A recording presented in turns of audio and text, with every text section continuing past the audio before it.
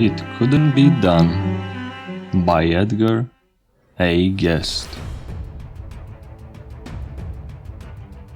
Somebody said that it couldn't be done, but he, with a chuckle, replied that maybe it couldn't, but he would be one who wouldn't say so till he had tried.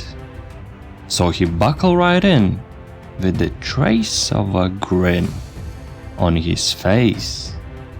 If he wore it, he hid it. He started to sing as he tackled the thing that couldn't be done, and he did it. Somebody scoffed. "Oh, you'll never do that. At least, no one has done it." But he took off his coat and he took off his hat, and the first thing we knew, he'd begun it. With a lift of his chin and a bit of a grin, without any doubting, he started to sing as he tackled the thing that couldn't be done, and he did it. There are thousands to tell you it cannot be done. There are thousands to prophesy failure.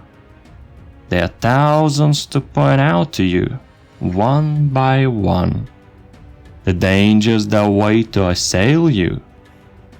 But just buckle it in with a bit of a grin. Just take off your coat and go to it. Just start to sing as you tackle the thing that couldn't be done, and you'll do it.